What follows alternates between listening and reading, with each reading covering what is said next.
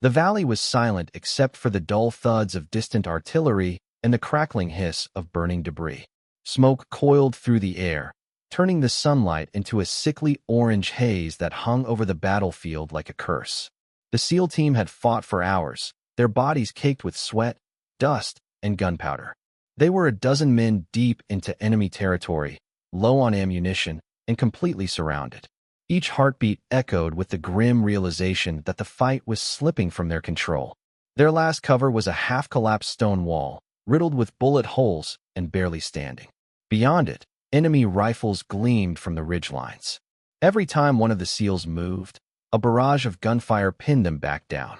The radio operator had tried a dozen times to raise command, but all that came through was static. Their comms were fried, their support had fallen back miles away, and their extraction bird had been shot out of the sky. What started as a precise operation had turned into a trap, a nightmare where escape was no longer strategy, it was survival. The team leader crouched low, dirt smearing across his face as he reloaded his last magazine. He could see the fear flickering in the younger soldier's eyes, though no one dared to speak it aloud. They were elite warriors, trained to never surrender, to fight until the mission was done. But missions had rules, and rules only made sense when you had options left. Now, they had none. Grenades were gone. Medical supplies were dwindling. Every man was nursing a wound, some bleeding through makeshift bandages tied from torn sleeves.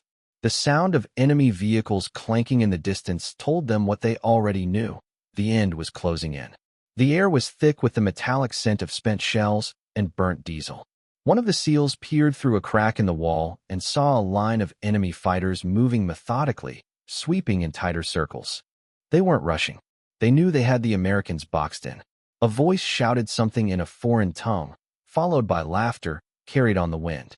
The SEAL grit his teeth and ducked back down, his knuckles white around the rifle. He didn't need a translation.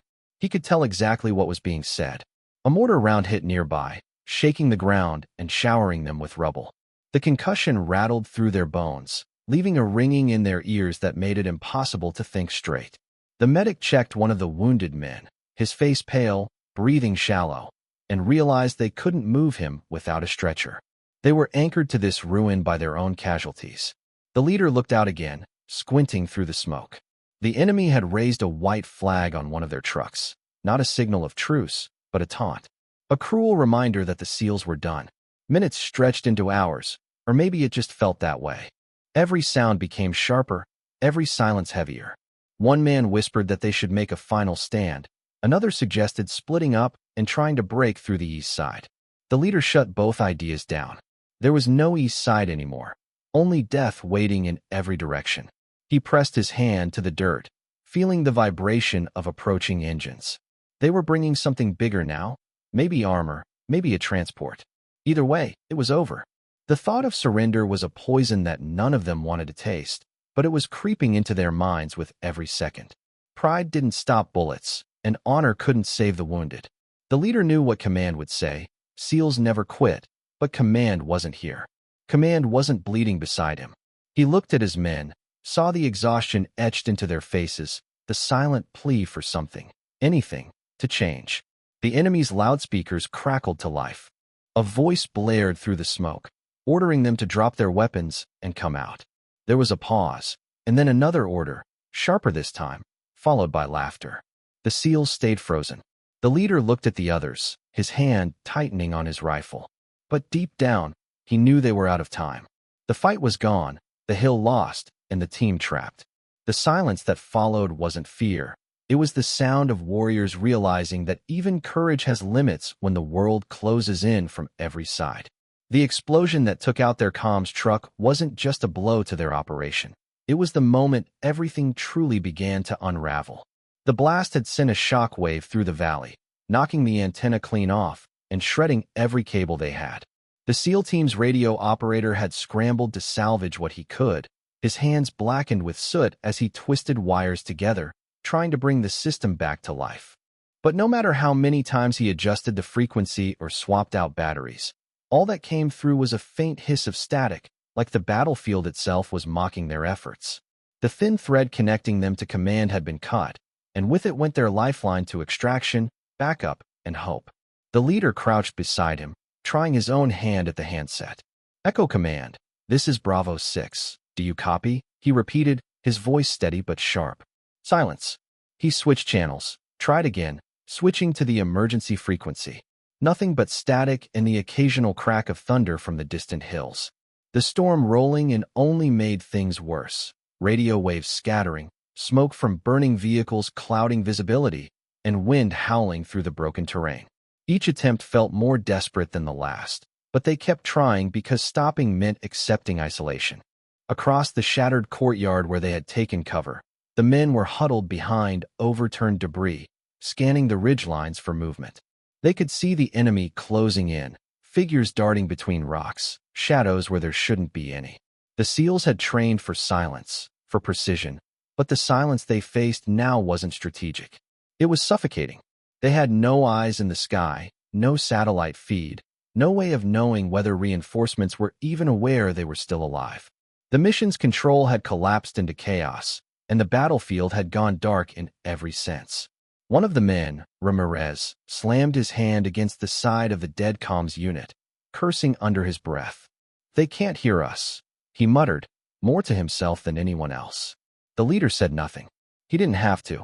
Everyone already knew. The medic was still tending to a man hit in the leg, trying to keep him calm.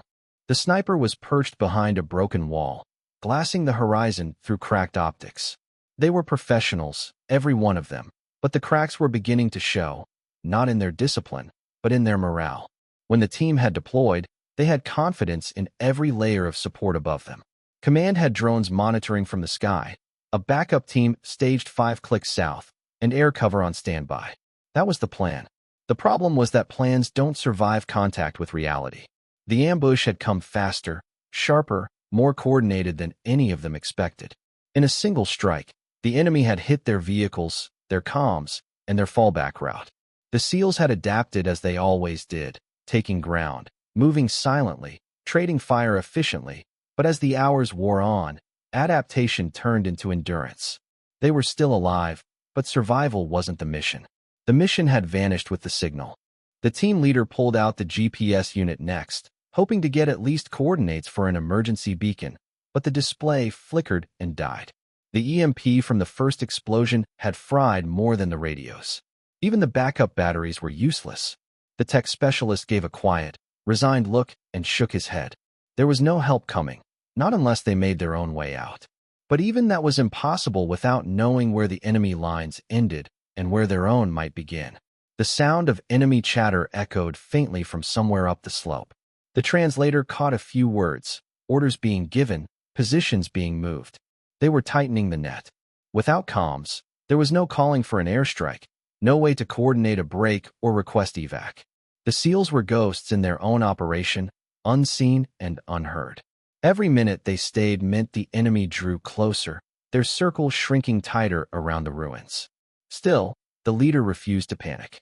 He signaled his men to stay low, conserve ammo, and keep their sectors tight. They passed gestures silently, hand signals, quick nods, each man reading the other's intent with practiced precision. It was what kept them alive when everything else failed. But even as they held formation, the realization crept in that they were running blind. The chain of command was severed. Reinforcements were out of reach. And every passing second the air grew heavier with the weight of silence that no one could break. The radio operator kept fiddling with the wires, maybe out of hope, maybe out of habit. The others watched him, knowing he was fighting a losing battle. The leader finally rested a hand on his shoulder, giving a look that said it all: save your strength. Outside, the enemy's searchlights began sweeping through the smoke, cutting thin beams of white across the broken walls. They could see their own reflections in the glass, tired, dirty, and cut off from the world. What was once a tactical mission had become a test of will, and with every failed transmission, the isolation deepened until even the sound of the static started to fade. The night was closing in fast, the kind of darkness that doesn't just fall but presses down, heavy and absolute. The SEALs could feel it sinking into their bones as the final light disappeared beyond the hills. The air smelled of dust and diesel, laced with the faint metallic sting of blood. The sounds of battle had faded into an uneasy quiet, broken only by the distant rumble of engines and the low hum of enemy drones circling above. The team huddled together behind a fractured wall, their eyes scanning the shadows, each man trying not to show the fear clawing its way through his chest. Hours of fighting had stripped them of everything: ammo, comms, supplies, and now, confidence. They had seen battles before, seen death close enough to look it in the eyes, but this was different. This time there was no way out. The enemy was closing in from three sides, methodical and patient, knowing their prey had nowhere left to run. Every few minutes a single shot would ring out from the distance, a deliberate warning reminding them that surrender wasn't just expected, it was inevitable. The leader crouched low, his back against the stone, feeling the pulse in his neck beating faster with every sound. He looked at his men, saw exhaustion carved into every expression. Their uniforms were torn, their hands trembling from adrenaline and dehydration. The medic's gloves were black with dried blood, and the sniper's hands shook as he tried to clean the dust from his rifle's scope. No one spoke. Words were useless now. The silence wasn't strategy, it was resignation. The radio operator had given up hours ago. The comms unit lay smashed beside him, wires spilling out like veins, silent and useless. Without connection to command, the team was blind. They didn't know where friendly forces were, didn't know if evac had been called off, didn't even know if anyone knew they were still alive. The only thing they knew was the enemy's position. Every flicker of light, every echo of boots crunching against gravel told them the noose was tightening. The youngest of the team, barely 23, finally broke the silence. His voice was low, cracked. "Sir, what do we do when they reach the wall?" The leader didn't answer right away.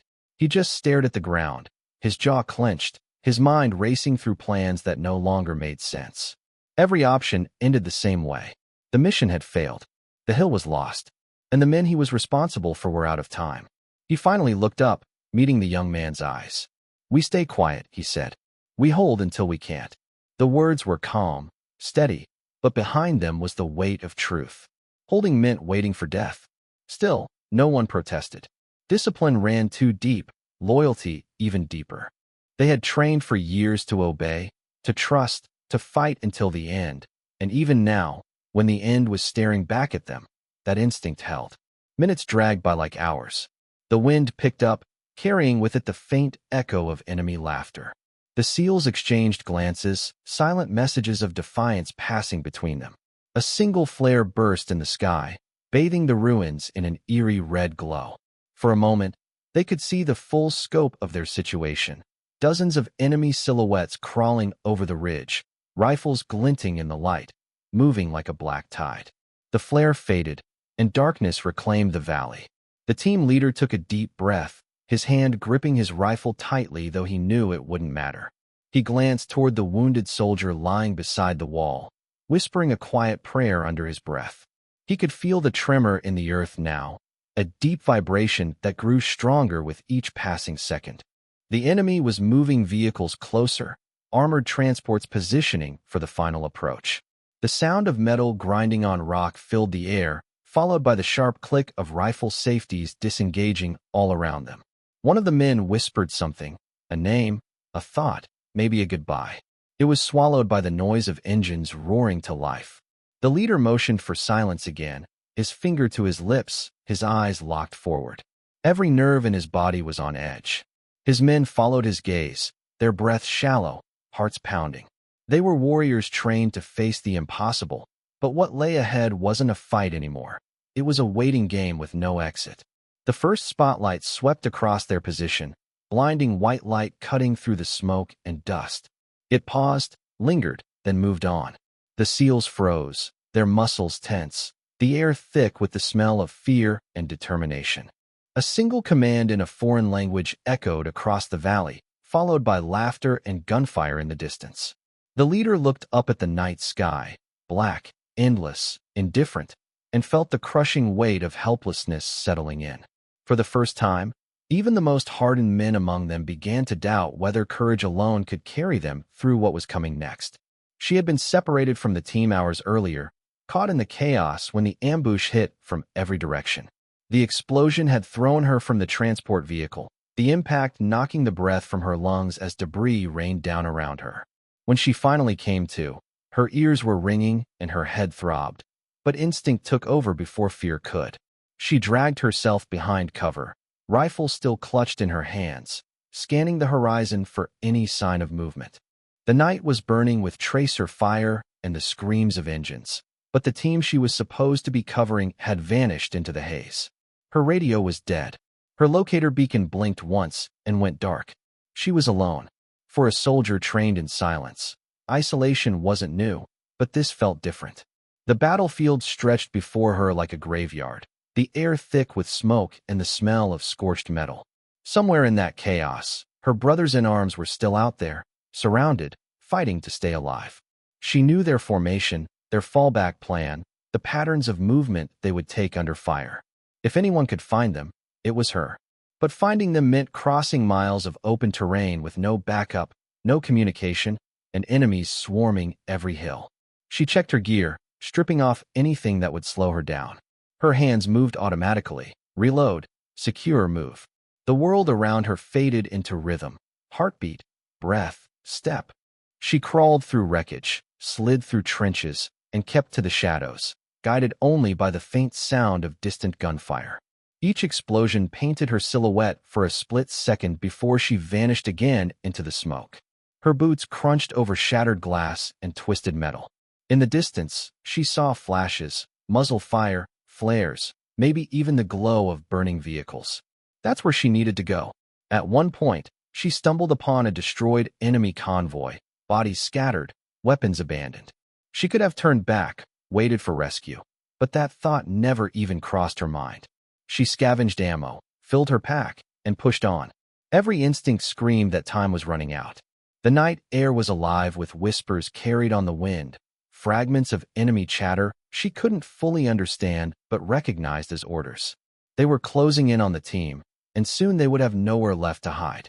Her path led her through the ruins of an old outpost, its concrete walls scarred by gunfire.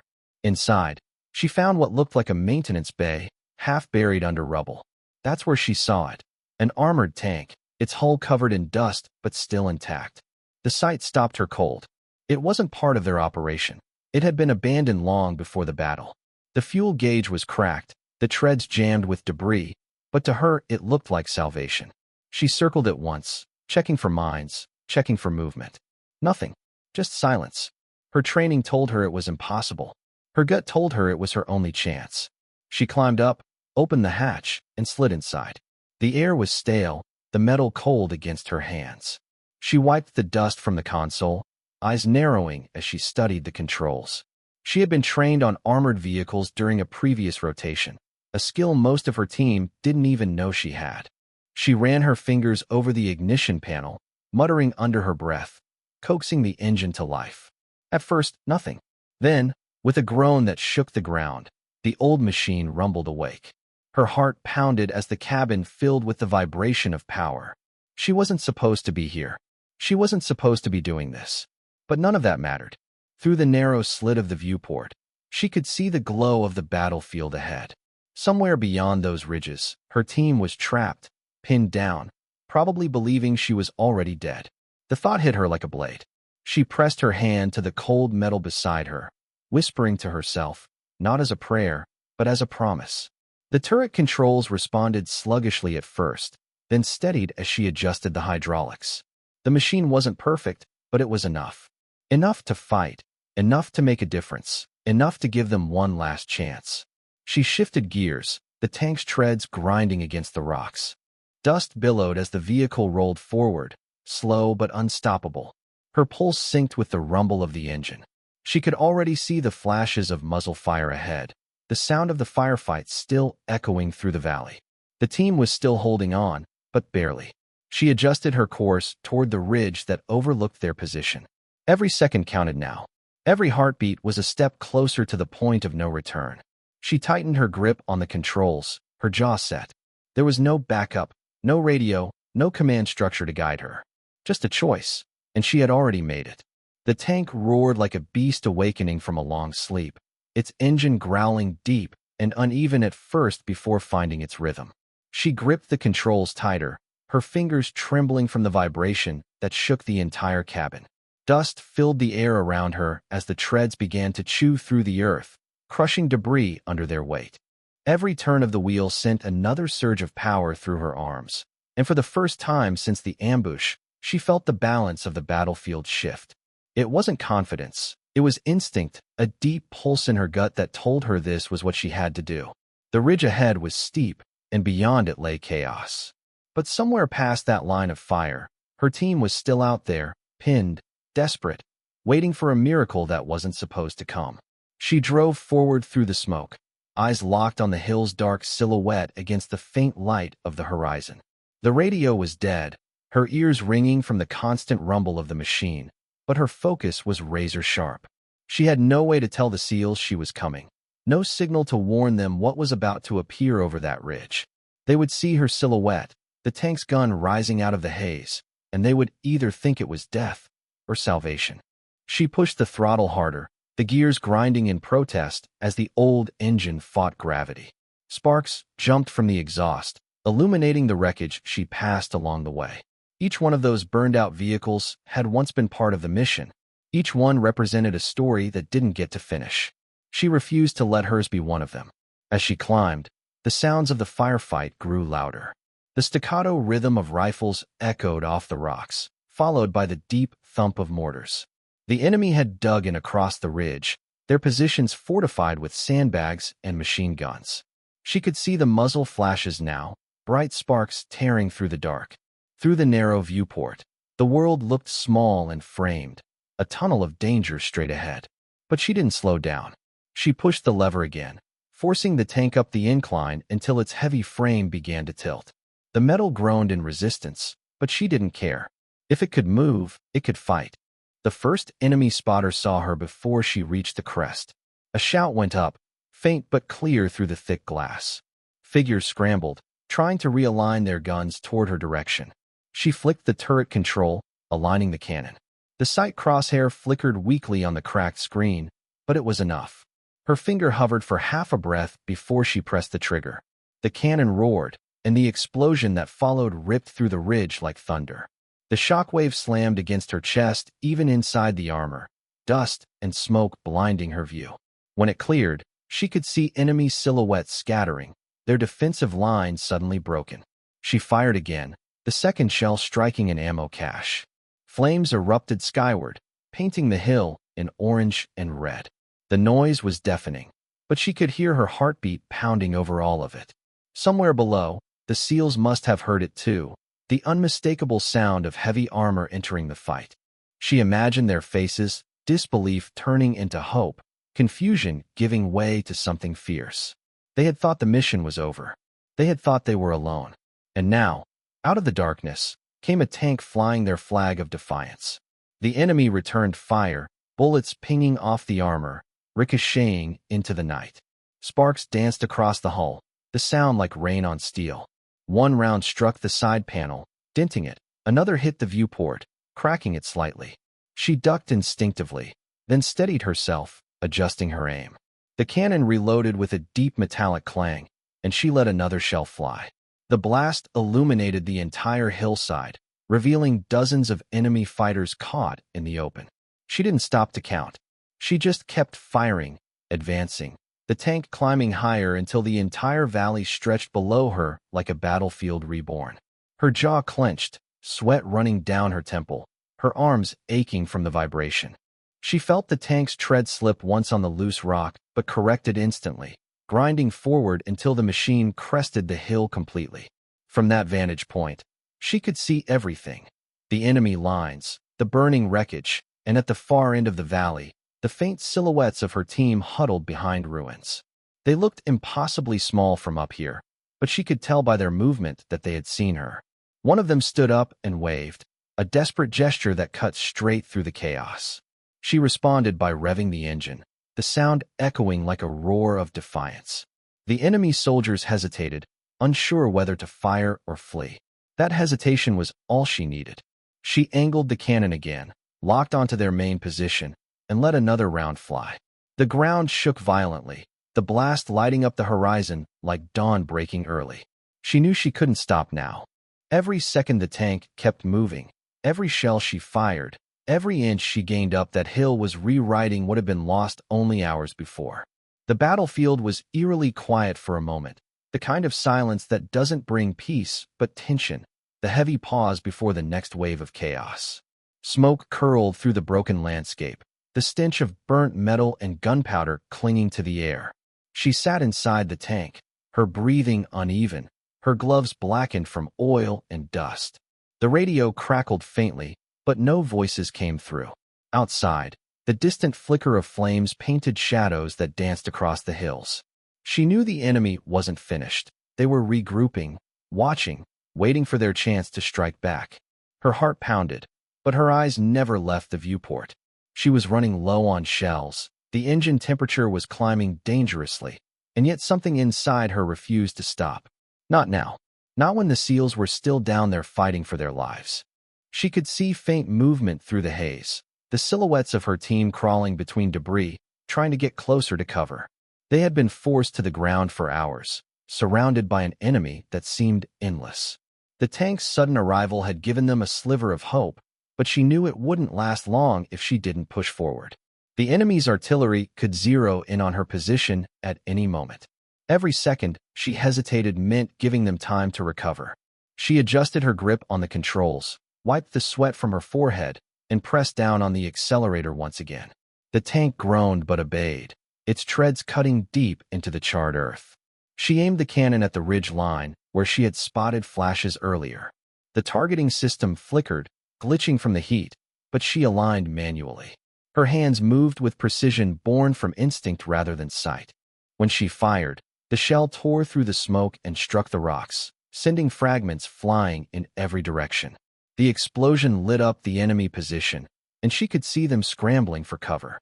She didn't wait for confirmation. She reloaded, adjusted, and fired again. The second round hit closer, silencing the return fire almost immediately. The blast rolled across the valley like thunder. Her headset buzzed to life suddenly, filled with static and fragments of voices. "That you?" A faint voice broke through. It was rough, hoarse, but unmistakable. One of the SEALs. She leaned closer, her pulse quickening. "I'm here," she shouted into the mic, hoping the signal carried. "Hold your positions. I've got you covered." The line went dead again, but that brief connection was enough. They knew she was alive. They knew someone was still fighting for them. Through the narrow view slit, she saw the SEALs moving again. Faster now, using the cover of her cannon fire to advance. They were trying to flank the remaining enemy units, while she kept the pressure from above. The coordination wasn't planned, but it was perfect, like instinct shared between soldiers who trusted each other without needing words. She kept firing in rhythm, each shot timed between their movements. The tank shook violently with every blast, but she stayed focused, adjusting angles, recalculating distances, anticipating where the enemy would run. Then came the counterattack.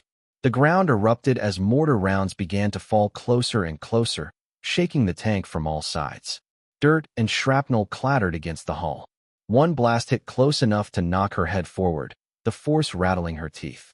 She gritted them, reoriented, and gunned the engine again. The tank surged forward through the bombardment, smoke pouring from its vents. She knew she was pushing it to the limit, but retreat wasn't an option. Each second she stayed mobile made it harder for the enemy to target her. She swung the turret toward the mortar positions, catching a glimpse of enemy troops reloading behind a sandbag wall. She took a deep breath and fired. The shell slammed into the position, sending a plume of dirt and flames skyward. The return fire faltered. For a moment, all she could hear was the low rumble of the engine and her own heartbeat.